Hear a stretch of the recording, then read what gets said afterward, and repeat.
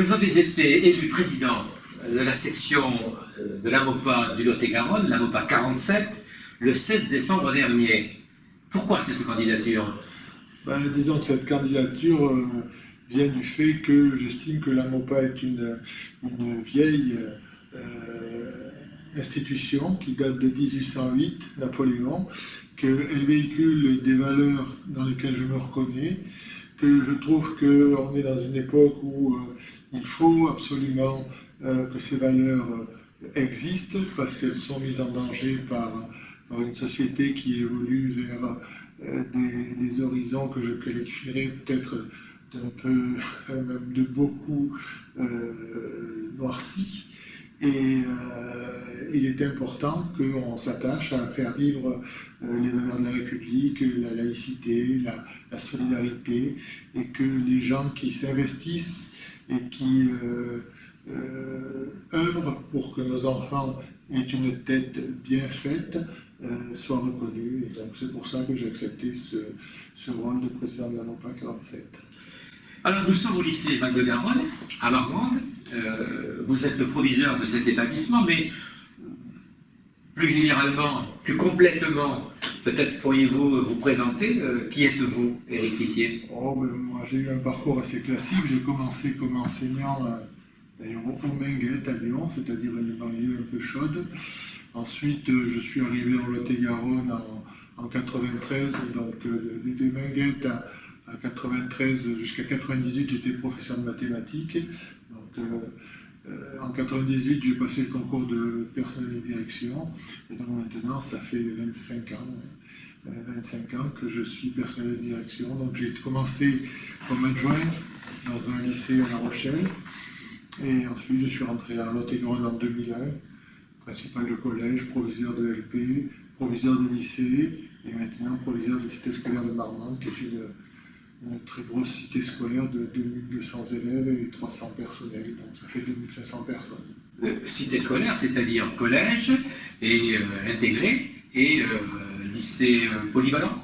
Alors collège, lycée général, lycée technologique, CEP et des post-bac.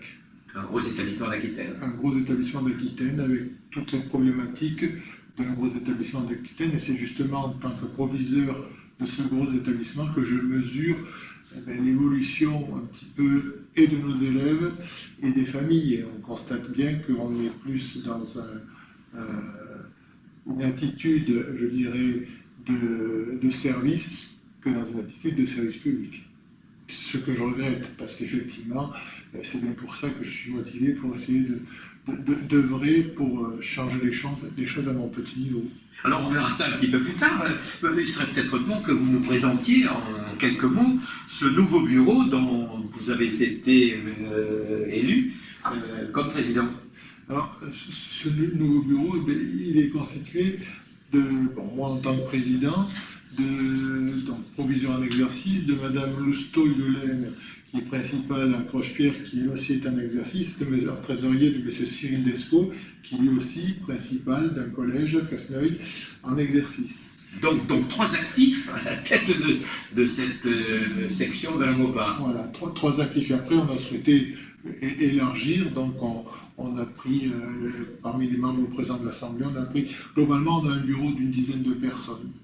Comme ça permet d'ouvrir sur tous les aspects, puisqu'on a des personnes à la retraite, alors essentiellement des membres de l'Éducation nationale, mais pas que, puisqu'on a aussi un maire qui a été fait chevalier des palmes académiques par rapport aux actions qu'il a pu avoir dans le domaine de l'éducation. Et puis tout l'échange, je vois il y a un collègue qui est IEN, donc le champ du premier degré. Oui, tout à fait. Je vois également et je vois également l'ancien président, donc il y a des membres de l'ancien bureau.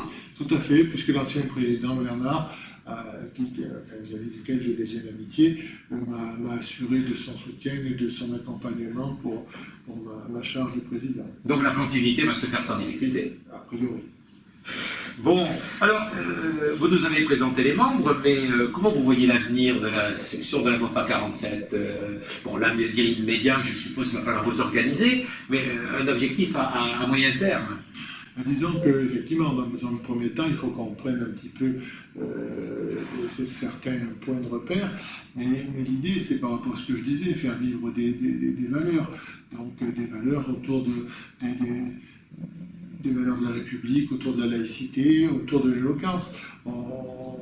On ne peut que se féliciter quand on voit des jeunes concourir sur un thème et s'exprimer avec toute l'envie, toute l'intelligence qu'ils peuvent mettre dans leur action. Donc au travers de ce genre de projet, moi je trouve qu'on peut faire de belles choses.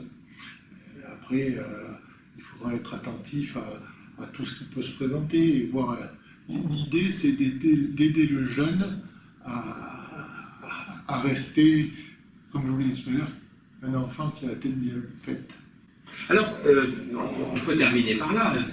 Cette réunion de l'Assemblée Générale des Amopaliens du Lot-et-Garonne s'est faite grâce au dynamisme et à la bonne volonté, je dirais, de votre inspecteur d'académie et du secrétaire général. Effectivement, ils ont aidé très efficacement à ce que cette Assemblée Générale puisse se mettre en place.